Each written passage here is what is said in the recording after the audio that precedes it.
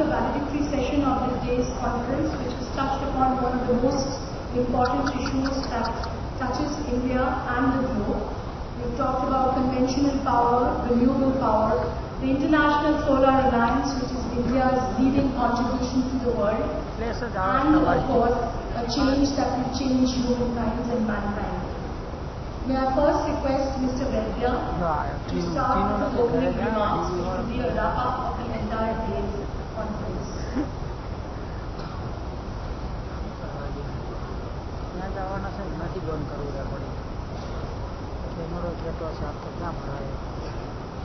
Honorable Minister for Power, Coal, Renewable Energy and Mines, Honorable Minister of Energy for Government of Gujarat, Honorable Minister of State for Energy and Planning, Government of Gujarat, Shri Saurabhai Patel, ex for Minister, Government of Gujarat, respected Secretary MNRE, and all the panelists. This is the final session that we have come to. In fact, it is with great pride and relief both that I look at this session. We started this journey exactly 2 months back on this very day in August. Mr. Saurabhai Patel had come to the Parliament office of Honorable Minister, and there this short small ministry was given the challenge that we hold an event like this in Vadodara. Normally, MNRE being a small ministry has organized events in Delhi, but organizing something outside Delhi and that too at such a mammoth level was a great challenge for the ministry. But I am happy that we have been able to achieve many of the goals that we set for ourselves.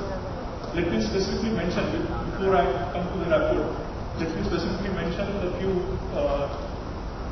agencies, institutions, without which this event would not have been held to this grand extent. First of all, Government of Gujarat. I don't think this kind of event would have been held in any part of India at such a short notice. It could have been held in Mahatma Mandir.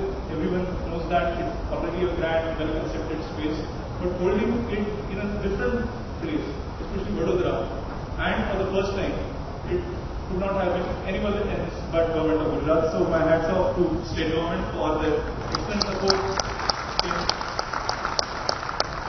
Let me specifically mention the EPD Department, Energy Department of Government of Gujarat, and also GUVNL, Gujarat Urja Vidyut Nigam Limited. They have been giving all kind of assistance, whether it is in terms of providing liaison officers, supporting infrastructure, ensuring that all communication between the Government of India and the local organizers are smooth. So they have taken painstaking effort. So let me first of all say State Government of Gujarat as our main partner in holding this event, and GUVNL.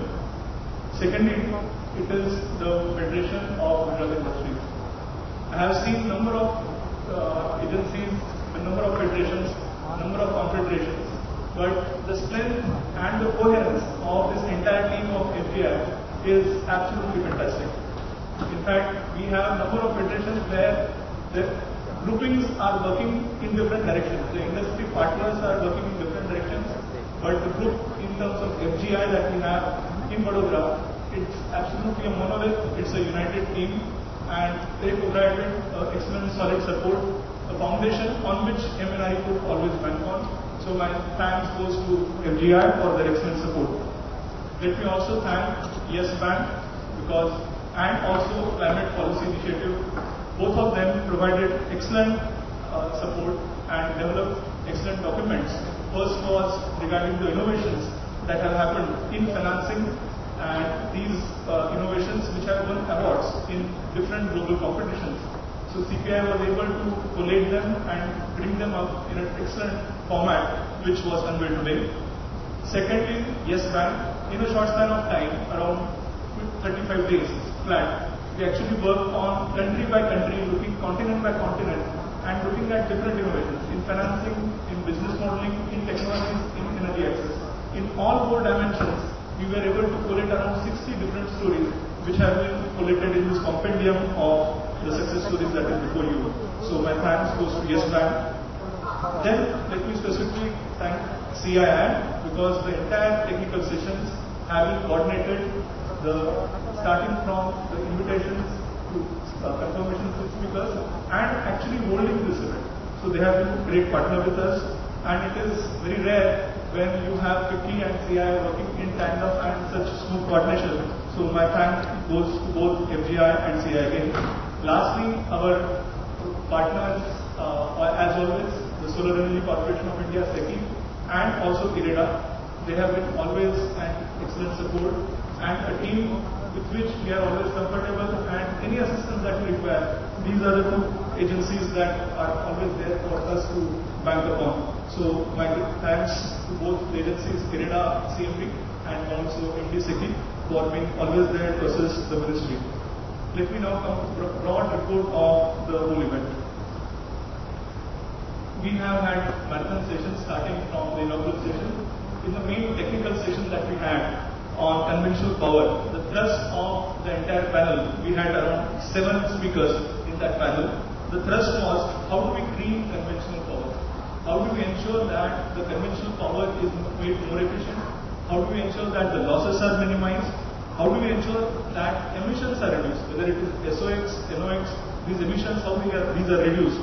What kind of financing that we are looking at? And how do we ensure that while we make investments in making conventional power green, how do we ensure that utilities still remain viable? So these were the 3-4 dimensions which were touched in the first session. In the session on renewable energy, the focus was specifically on how do we make renewable energy affordable.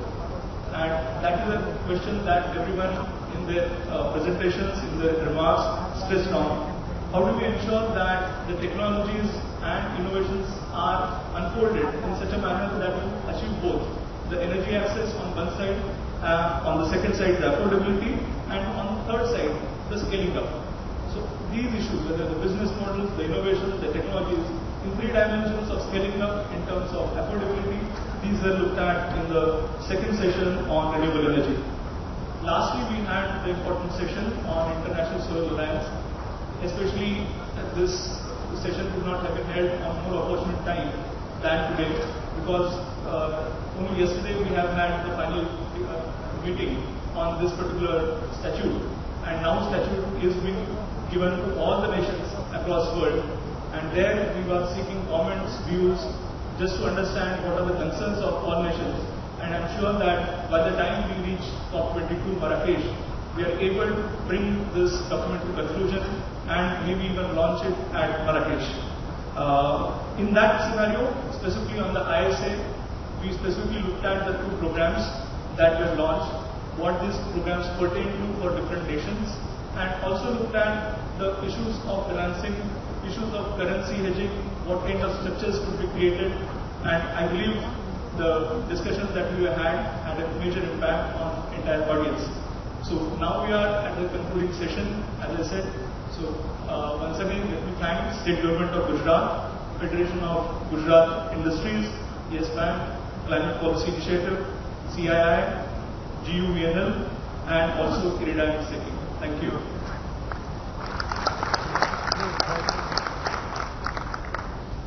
Thank you, Mr. Vaidya, for that concise remark which kind of summed up very neatly as to what happened through the day.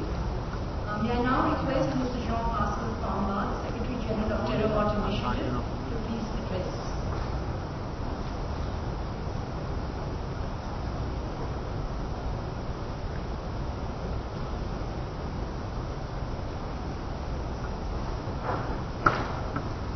Good afternoon, Excellencies, ladies and gentlemen. I'm very honored to be here today to speak on behalf of Terawatt Initiative. Terawatt Initiative is a non-for-profit organization launched in parallel of the ISA on the 30th of November 2015, last year in Paris, and private sector supporting the ambitions of the ISA and the ambitions of the Paris Agreement.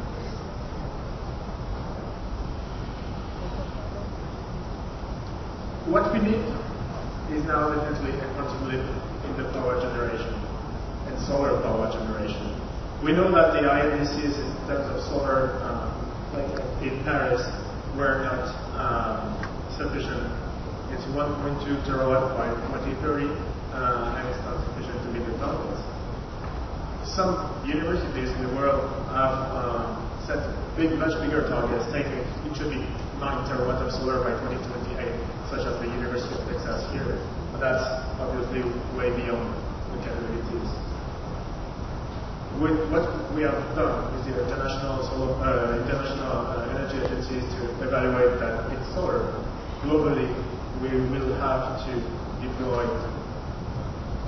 2.5 terawatt by 2025 in order to stay in the pathway of the 450 ppm scenario, which I remind is a P50 one, which means that we have, if we follow that, one chance out of two to remain at 2 degrees. So we are far from the below 2 degrees. So you see here, demonstrate if we follow the 2.5 terawatt by 2025, we can follow in the energy the pathway of the 450 ppm. So that requires a major change. But this major change is, and I agree with what I've been saying, is possible. Because now we know. Because now the world has achieved, so some part of the world has achieved $30 per megawatt hour. And this is definitely a major change. This means that we can have affordable power, solar power at this rate or even below, because I remind that Abu Dhabi last 2 weeks ago reached 25 USD per megawatt hour. So that means that we can get to that, and if we get to that everywhere, then we can follow the pathway of 2.5 terawatt by 2025. But for that, we need 3 things. LCOE-driven regulations. What does that mean? That means that all the regulations that we implement in our country have to be designed in order to reduce the cost of solar power generation. LCOE, levelized cost of electricity. We need standardized and simplified contractual market practices, in particular in solar, whether it is development, whether it is construction, whether it is PPAs, whether it is OEM or financing. We need much simpler legal documentation. And last but not least, what we need is structural risk mitigation instruments. What do we mean by that? We need to have instruments, and that has been said, instruments that can cover or limit for investors everywhere in the world, because what we need is to get access to the private capital, private investors at affordable conditions. We need to cover for them the counterparty risk, meaning the risk that the offtaker does not pay or does not pay on time. And that's exactly what Dr. Copley mentioned. This is exactly what is to be done. Now you have to limit and to cover the political risk. And here it's business as usual, and the World Bank already does this with the media. And there is one very difficult question, which is, and especially for countries which are developing, which don't have strong currencies, it's to be able to cover the long-term forex risk. And that's something also which has been started, which is being tested. Again, Dr. Copley mentioned that.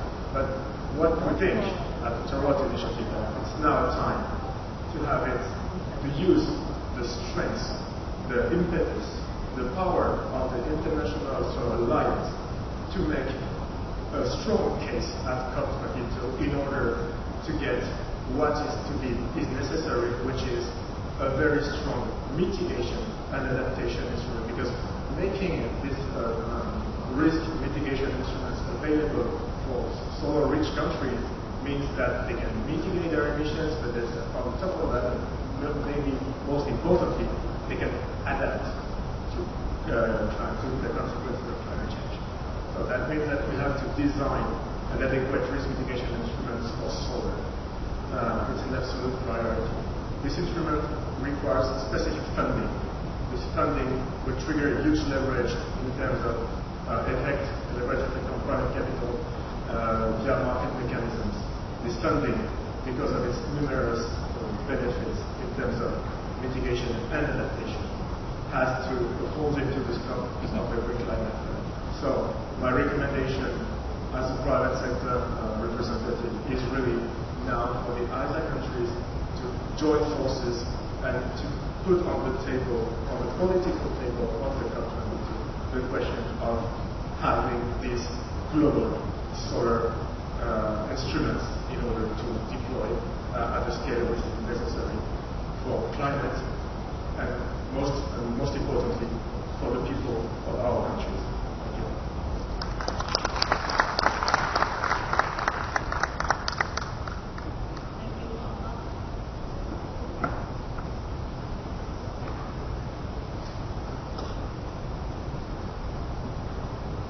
Terawatt initiative is a private sector initiative which is working closely with the Government of India and the private sector industry associations in India for encouraging solar industry.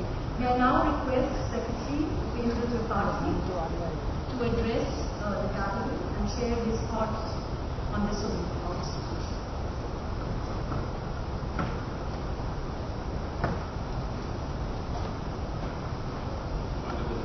Ministers from Gujarat and the Dais, Honorable Minister for Power, Renewable Energy, Coal and Mines, my colleagues from the Dais, ladies and gentlemen.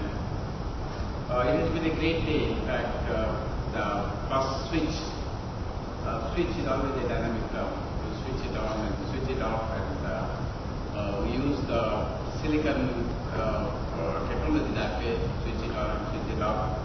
And when I think that this is the first event that is going to be something really new, really creative, really innovative, I'm very pleased to say that today is a great occasion because the Government of Gujarat thought of creating a new tradition, a new institution, a new exhibition conference that will continue. And every 2 years will bring the opportunities, challenges and way forward. This day, in fact, the gathering here, the type of ideas that those were exchanged, both during the presentations as well as outside that, even during lunch, there were so many ideas going around. A few weeks back, the Deputy Prime Minister of Singapore was invited by the Honorable Prime Minister of India to speak to the civil servants in India. He gave a very stimulating speech, but one of the points he made was that the government of Singapore has created a cell to find out how to make money out of the climate risks that are going to come. Essentially, it meant that if climate change is going to come and a lot of changes are going to take place, how do you convert or how to translate this crisis into an opportunity? And the point he was telling that every crisis has a chance for someone to make an opportunity. And the Singapore government was putting a cell to find out how climate change is going to affect the shipping.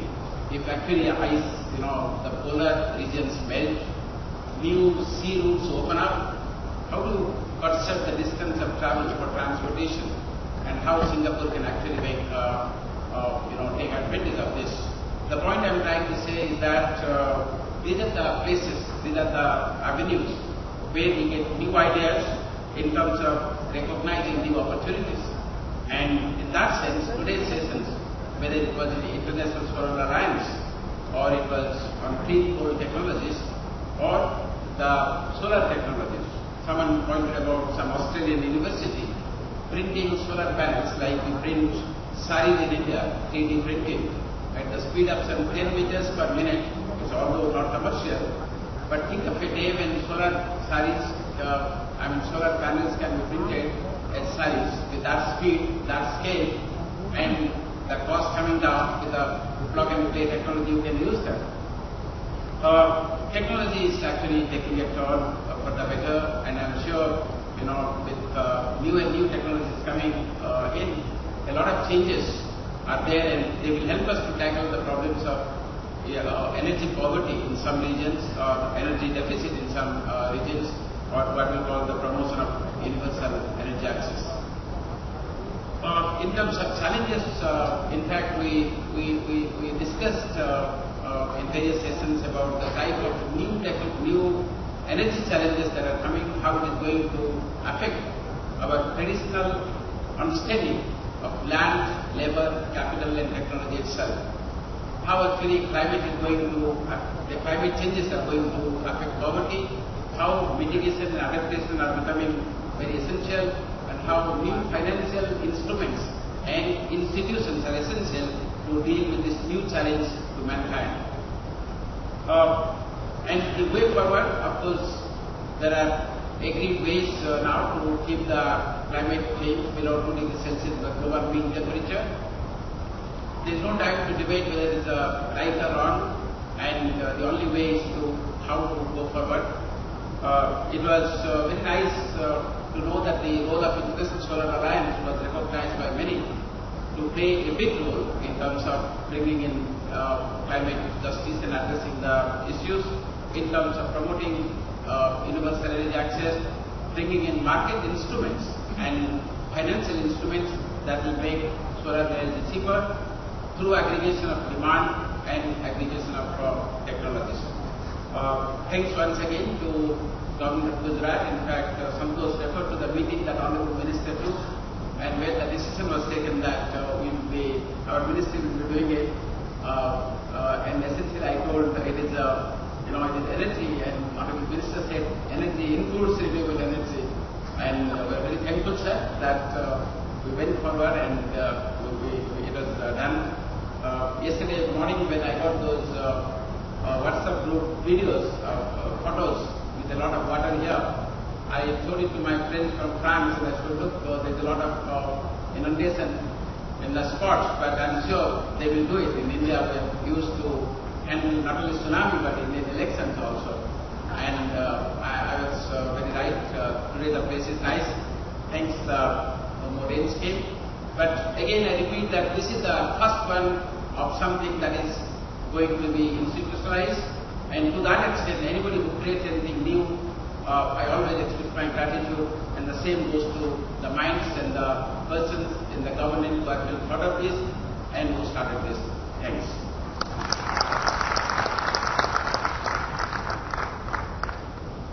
Thank you, Secretary Tripathi. That Mr. Tripathi is known for his storytelling and is able to narrate how things happen, and he did that so beautifully over here. We have such an eminent panel over here with ministers from Gujarat as well as former ministers who have been very dynamic leaders in the field of energy. And like this morning, we heard how Gujarat laid out policies for renewable and conventional power to balance itself out. And we are again looking forward to hybrid policies in Gujarat. And to have the advantage of having you along with Mr. Goyal is a great, I think, honor. So we've not been able to have question answer and open sessions in the earlier sessions for paucity of time.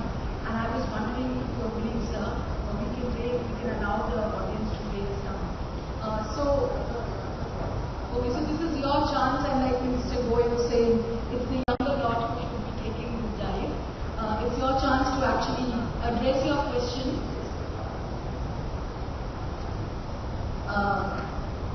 Please make it short. We do not want comments. Make a question.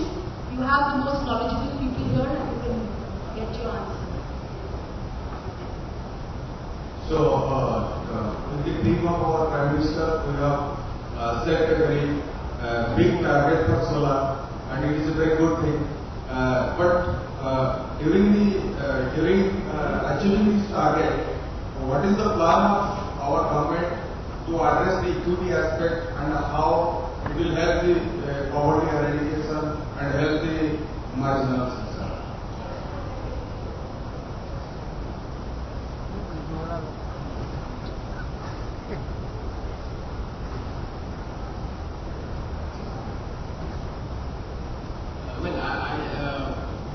If we are talking about financial equity,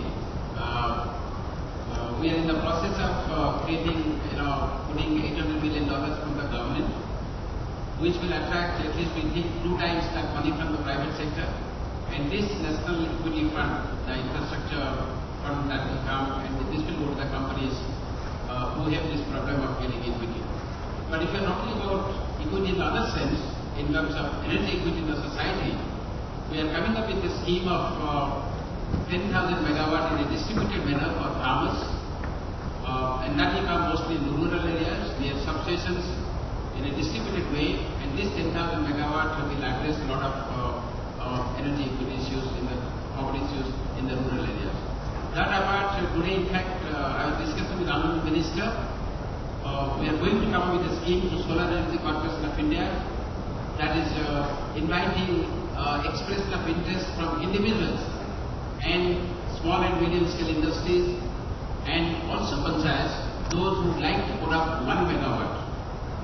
And there will be some sort of web page where they can register that, they can express their interest.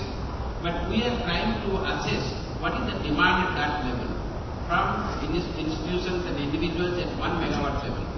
If we get around 40,000 interest, which essentially means if 40,000 people are interested in between 1 megawatt each, that takes as plan B for our rooftop at the end.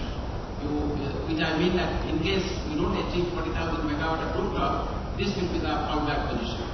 And that is in terms of the first equity, which is money, and the second equity, that is your social equity we are talking about. But I must tell you that that in partly the World Bank's $1 billion and the KFW's $1 billion for the rooftop sector, the ADB's $500 billion for Canada Bank, all this money is coming, and that is going to the aggregators, where essentially the middle class rooftop demand will be addressed.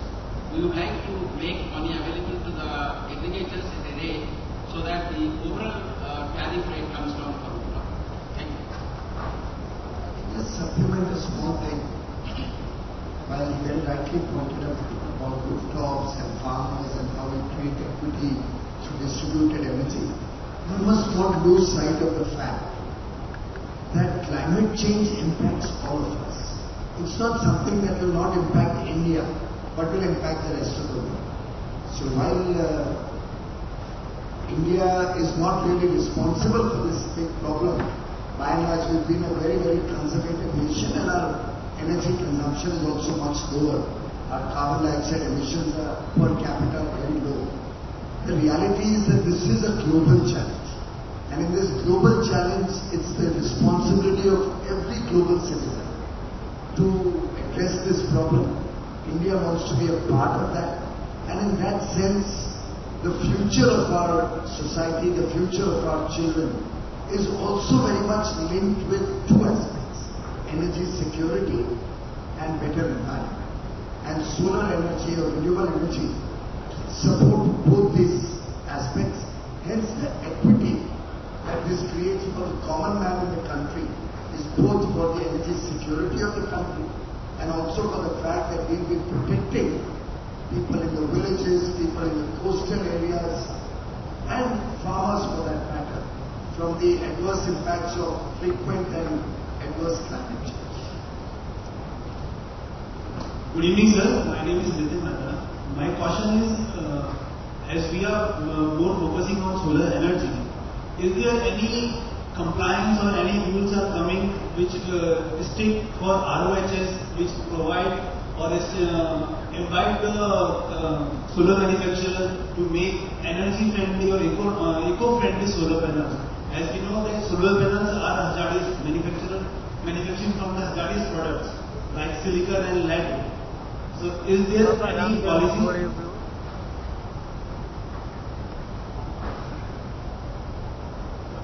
Well, the Government of India, as you are very much aware, I hope Gujarat is the pioneer in that, is focused on the Make in India program. And we are soon coming out with a proposal to encourage manufacturing in India. We are looking at helping entrepreneurs set up manufacturing facilities in India. Going forward, I'm very conscious of the fact that the manufacturing of solar equipment has certain effects on the environment also, particularly the basic material, the silica that goes into making the solar panels. We'll have to look at better technologies coming into the country. For example, the other day I was informed that thin certain technologies are harmful for the country and have certain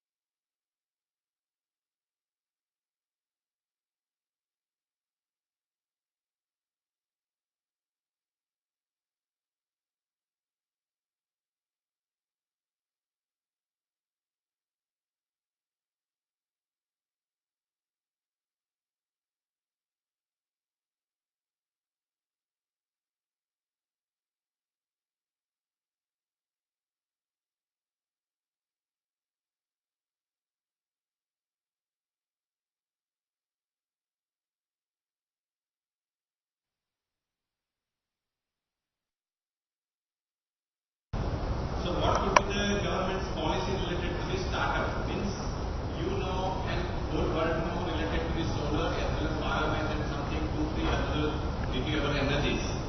But if someone is coming up with new renewable energies, it's a new criteria, new field.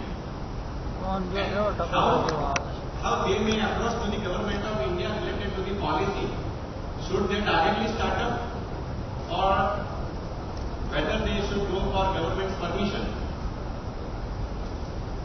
Thank you.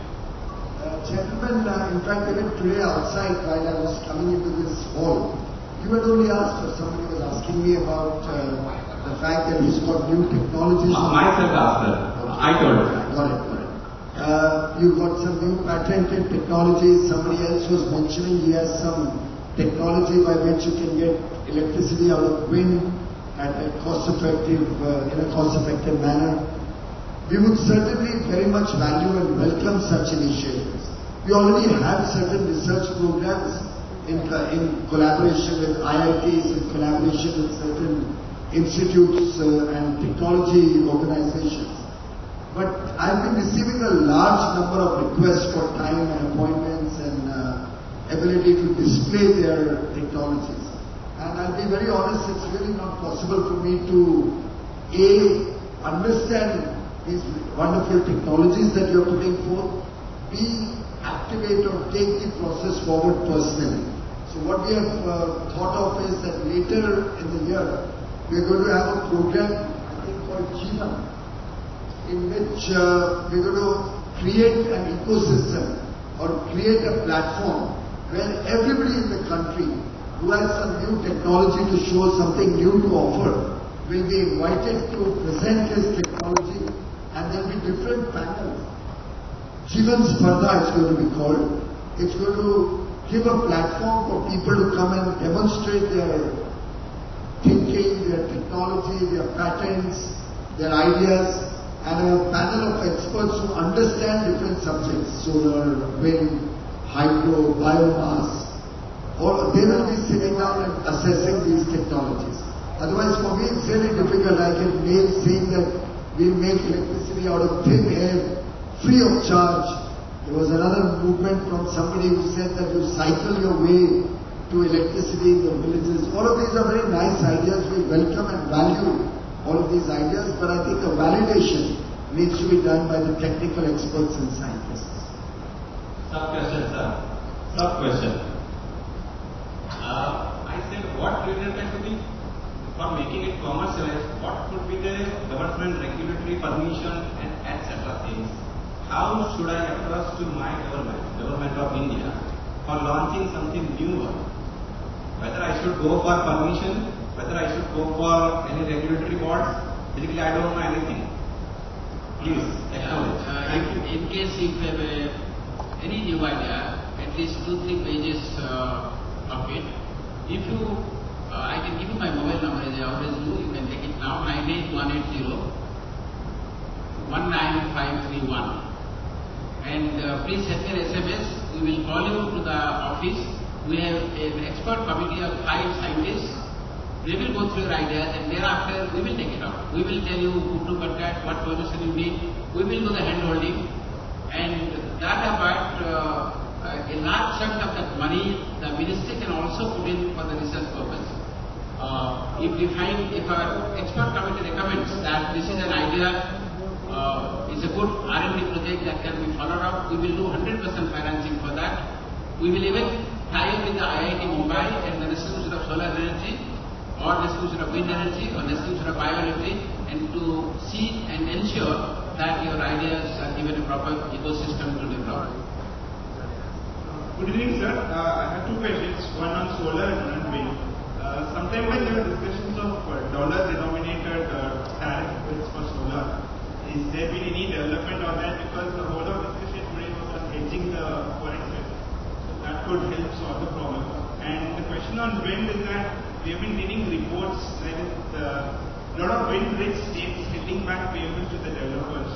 The time where they are discussing about 175 megawatts, this is a bigger risk to the developers. What is the risk? We are reading reports that several wind-rich states are holding back payments to the developers. Both good questions. As regards the first one, I had proposed dollar-denominated tariffs when the tariffs were 7.5, 8, 9 rupees, and I was struggling how to bring them down to sub 5 rupees. And subsequently, because the Modi government believes in transparency and honesty in procurement, and we didn't want to have these feed-in tariffs sully the pricing system, we introduced transparent bidding mechanism. So in a way we are auctioning out these projects, and lo and behold, the price has already come down below 5 rupees without going in for dollar tariffs. So in some sense, the initial enthusiasm to go in for dollar tariffs got a little mitigated because probably honesty itself gave us a price which was our first target point. But well, we are also now looking at further reduction in tariffs, and I've told my office that the next target should be a sub 4 rupee target. It's another matter that yesterday at a program that I was addressing late last evening in Delhi, a Mint Energy Conclave, some people came and quietly told me in my ear that given the falling interest rates in India, fortunately RBI has just had one more tranche of reduction in interest rates. We are also working, as they said, with ADB, with World Bank, Exim Bank of the US, various international organizations to reduce the cost of borrowing and bring down the effective cost to investors. With all of that, I was told in my ear by a large player in the solar industry that possibly in the next month or two we could actually see sub 4 rupee tariffs, looking at the existing cost structure and technology costs. Should that happen, then we look at dollar tariff to bring this down to sub 3 rupees maybe. That's the stage maybe I could come out with a part dollar, part rupee tariff to begin with. And if that works well, we could even look at 100% dollar denominated tariff. Just to share with you, yesterday I just briefly touched upon it with certain officials of the Reserve Bank of India. They are not averse to it. We'll work with certain progressive states like Gujarat to try and make that happen. As regards another question on windmills suffering, I'm very much seized of the matter. There are two types of problems. Certain windmills in Maharashtra are facing a problem that the state government is not executing power purchase agreements or not giving them their dues for the last year or year and a half. We are in dialogue with the state, and I believe we'll find a solution to that collectively with the state government. As regards some states not recognizing the must-run status and not taking up wind power when it is available, whereas the regulation says solar and wind and waste to energy, all of these are must-run status, so the state will have to buy. We've had a discussion between Secretary Power and Secretary MNRE this morning on the way to Vadodara, and we're trying to work a regulation to ensure that is strictly implemented, and what would be the penalties if states don't implement that. We are very much seized on this. It's a good point you've raised, and I assure you we are very, very concerned and would like to address this very quickly. Thank you. Thank you, sir. I think with that, we'll now have the last two addresses. I would now request the Honorable Minister of State for Energy, Government of Gujarat, Mr. Pradeep Singh Valedictory Jadeja. Please come and address.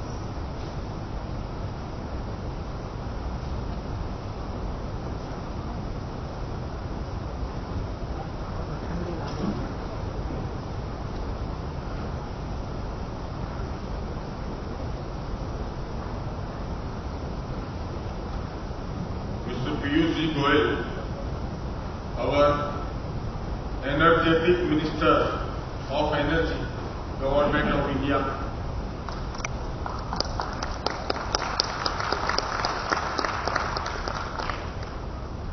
Mr. Chimanbhai Sapariya, Cabinet Minister of our state, Mr. Saurabhbhai Patel, a man behind the success of the switch, former Energy Minister, Gujarat State. Shri Upendra Tripathi ji, Shri Soma Banerjee, Mr. Jean, Secretary General, Terabat Initiative, Mr. Santosh Vaidya, delegates and dignitaries representing various countries and Indian states, all the participants, media friends, ladies and gentlemen, it gives me immense pleasure to address the galaxy of the energy experts assembled here from across the global, including ministers, policymakers, industry captains, bankers, financiers, project development for the International Energy Conference. I am confident that the day-long conference has provided good platform to share experience and thought towards the perspective on the power and renewable energy scenario, new and innovative technologies, and various financing models for meeting the national goal of 175 gigawatt of renewable energy capacity addition by 2022. As a country undergoing significant change that has redefined the industry outlook and target to provide 24 multiplied by 7 power to all. I am sure that today's conference has also provided an opportunity for a fruitful association and enlightening discussions regarding energy security and clean energy generation among the leading energy professionals and evolution of roadmap towards the realization of the set goals. This conference is rightly timed within a week of India ratifying the Paris Climate Accord on 2nd October 2016, becoming the 62nd country to do its commitment to fight against the threat of climate change and promote renewable sources of the energy for the cleaner environment for the generation to come. Ratification of climate agreement would certainly attract a much larger and significant increase in financing commitment from the national and international agency in achieving India's renewable energy targets. India accounts for 4.1% of global carbon emissions, contribute 52% of global emissions, have now ratified the agreement, with the European Union accounting for 12.1% of total global emissions, expected to join shortly the 55% threshold for the agreement to come into effect would be met, and the agreement should come into force by November 2016. India has committed to reduce emission intensity by 33% by 2030 and achieve 40% cumulative electric power installed capacity from non-fossil fuel-based energy resource by 2030. As a result, the renewable sector will attract much larger global scrutiny as well as flow of financing and technical support from international institutions.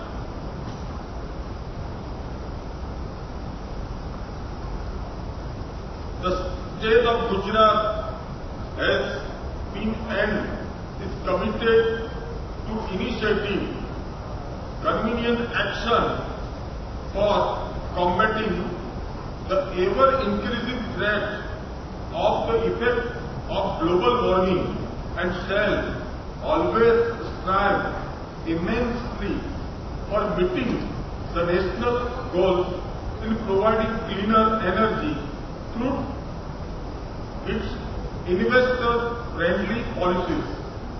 The early step taken in 2009 by the state of Gujarat in promoting a large-scale solar power followed by many other states and the country's national solar vision and financial support under that have made a solar power achieve the grid parity.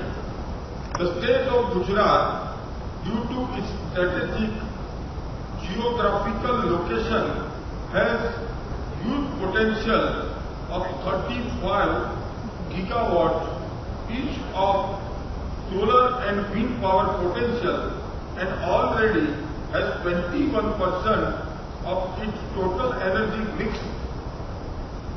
contributed from wind and solar power and shall continue to do so. I therefore welcome and appeal to the various stakeholders to choose Gujarat as its investment destination. I am sure that today's deliberation during the day would help in taking further the cause for the development of renewable sector and fulfilling the intended nationally determined contribution committed by India in Paris Agreement. I convey my sincere thanks to the Government of India in choosing Gujarat for the International Energy Conference. My best wishes for the further development in this sector. Thank you.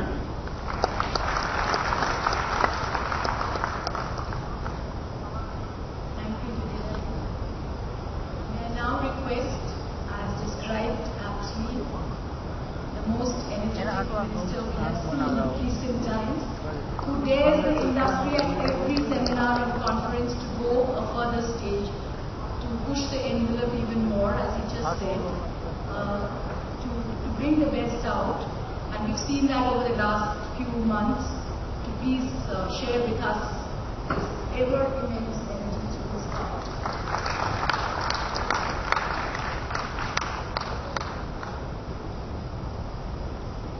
Thank you, Soma. Honorable Shri Chimanbhai Sapariya, Minister for Energy, Government of Gujarat. Honorable Shri Pradeep Singh Jadeja, Honorable Minister of Home and Energy, the Government of Gujarat. My good friend who just stepped out, Saurabh Patel, former Minister of Energy, and as Pradeep Singh rightly pointed out, the spirit behind this very successful conference and exhibition switch. Shri Upendra Tripathi, Secretary in the Ministry of New and Renewable Energy, Mr. Jean Pascal Fanhon, the Secretary General of the Terawatt Initiative, Santosh Vaidya, Excellencies who are coming from outside India, eminent panelists who have participated during the course of the day, distinguished ladies and gentlemen. I was just seeing the conference schedule during the course of the day and the programs laid out in the next 2 days, as well as I had a chance to go around and see some of the facilities. I must say that I have, to my mind, never experienced a conference or an exhibition of this dimension literally come out from the ashes. After the torrential rains of yesterday, some of the photographs were sent to me by friends who are participating in this exhibition. And I actually immediately asked my colleagues, do you think we should call off this exhibition? The rains were truly unimaginably huge. And when we reached here this morning, I could not have imagined what I saw this morning. I could not have imagined that it's such a short time. And I would think, while Saurabh in his most humble way is not here now, but the government of Gujarat, led by Honorable Chief Minister, who was with us in the morning, Minister of Gujarat, Saurabh, former Minister, the entire team of CII and the FGI, and all other organizers who participated wholeheartedly in this whole program. Particularly all this young team. Wherever I've gone, I've seen these youngsters wearing the switch t-shirt. I would suspect, if I'm not encroaching on you, it deserves a standing ovation, the kind of effort that you are making. More so for all these youngsters who are there. We truly appreciate the sincerity with which, in such a short span after those games, you've been able to create such a wonderful exhibition, such wonderful facilities. Not a teeny bit of inconvenience. In fact, in the morning I wanted to use the restroom. They were guiding me to the VIP restroom. I said, no, I want to use the public facility. And it was spick and span perfect. And as Prime Minister always focuses on Swachhata, I thought, let me test out his own state. But I must tell you, you came out with flying colors. Actually, the organizers of this conference are very smart. And I say this because they know that I'm a very talkative minister. If I get the mic, then they know that I talk too long. So in the program, they're scheduled exactly 5 minutes for it.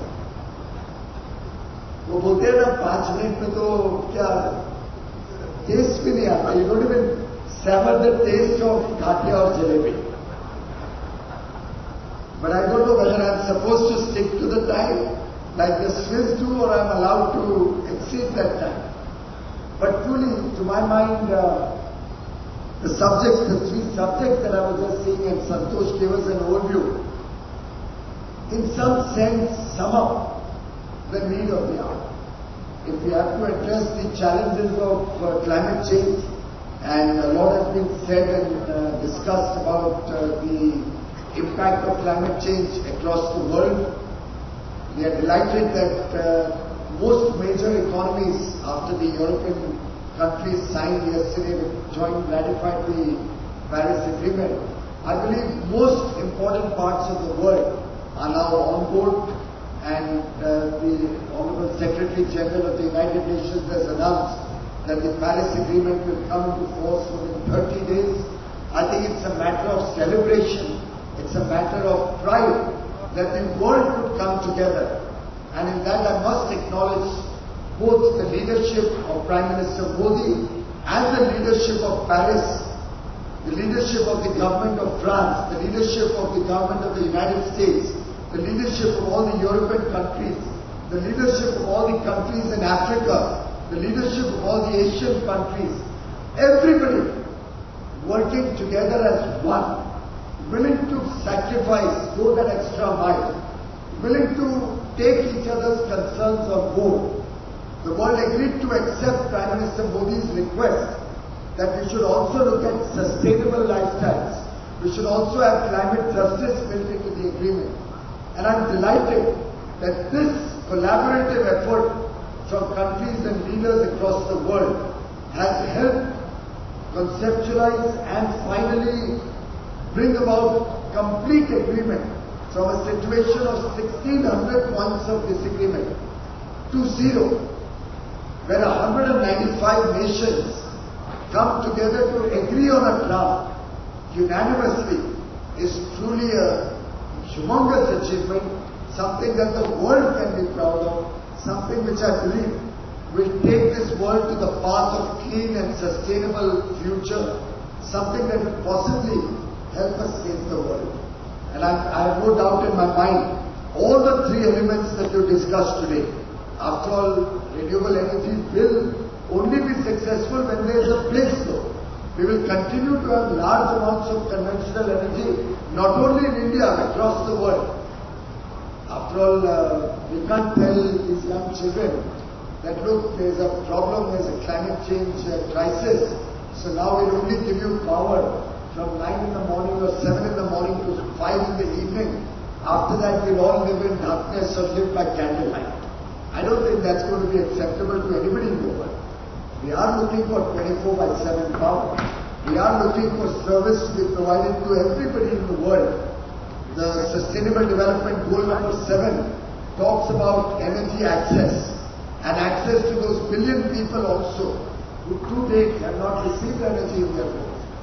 Yesterday I was in a bilateral with the Swedish Minister of Energy, and I was amazed when he shared with me that he himself was born in a village where there was no electricity. He saw electricity for the first time when he was 10 years old, and he moved to Sweden. It only shows you the stark reality that exists where 1 billion people in this world of 6+ billion are still deprived of energy. Sometimes I wonder why Prime Minister Modi chose me for this job. I don't know anything about energy, anything about power.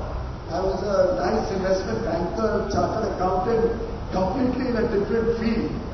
But then possibly I suspected he realized that having lived in Mumbai, I've enjoyed 24/7 uninterrupted quality power all my life.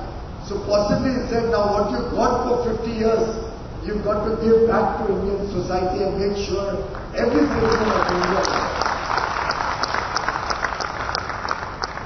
And if we have to address this holistic problem of climate change, then conventional energy will also have to look at clean processes, better processes.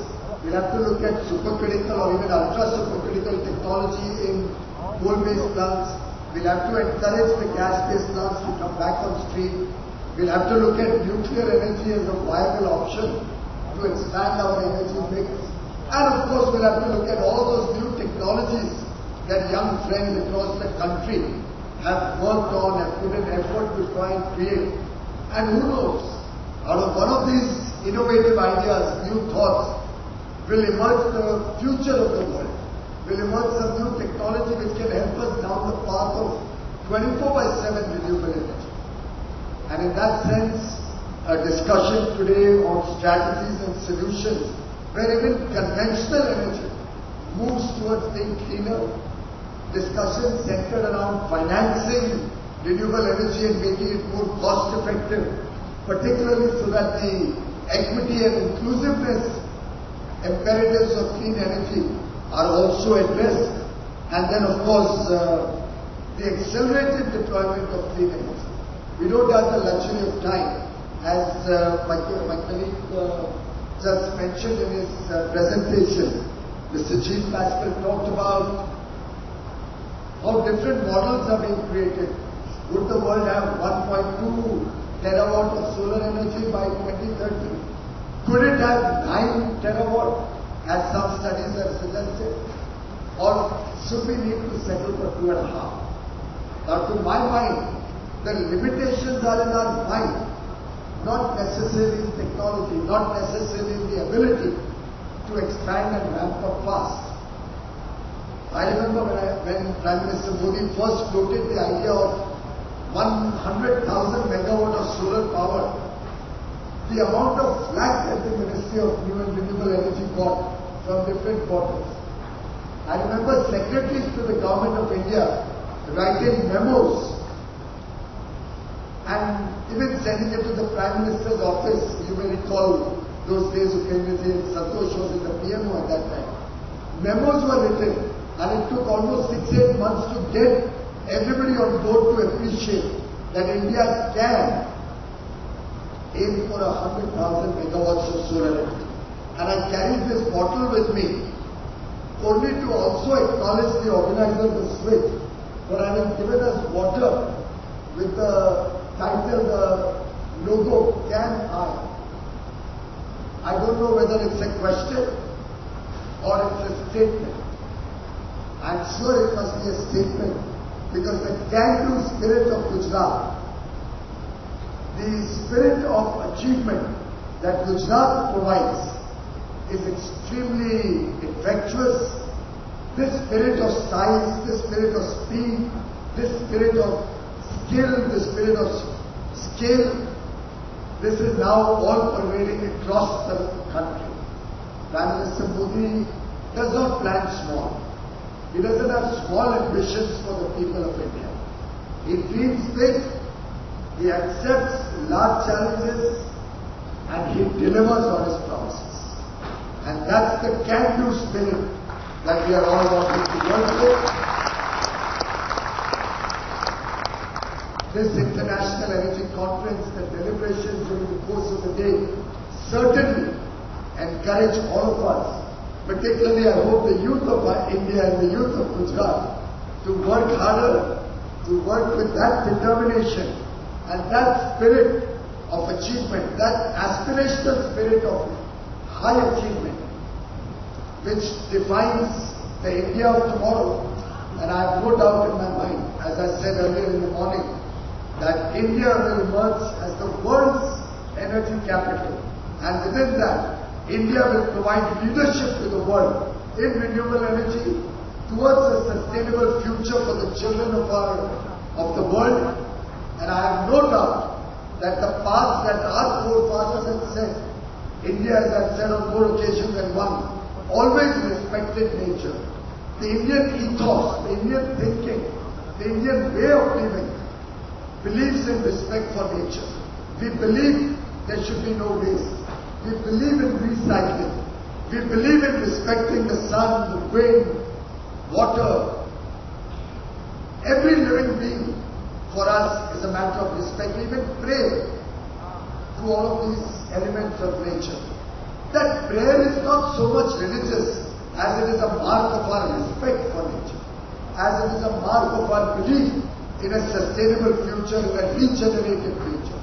And I have absolutely no doubt that under the leadership of Prime Minister Modi, India will continue to provide that path of sustainability to the world. And under his leadership, we should demonstrate to the world that we act and not just preach. We believe in action, we believe in demonstration, and we shall certainly live up to our originally intended nationally determined contributions, now committed contributions to make the world a better place to live in. My best wishes to all of you on the auspicious occasion of Navratri. I'm sure you will all be joining us later in the evening, both for dinner and to celebrate the spirit of Gujarat, the spirit of and the joy of the festival of Navratri. Garba and Dandiya dance is something I have enjoyed in my young student days, but I haven't had the pleasure to participate in Gujarat ever, and I'm very much looking forward to the evening ahead. My best wishes to SWIFT and all of you, ladies and gentlemen, for a wonderful engagement with the renewable energy world, with sustainability, with a green future for our country and for the world at large. Thank you.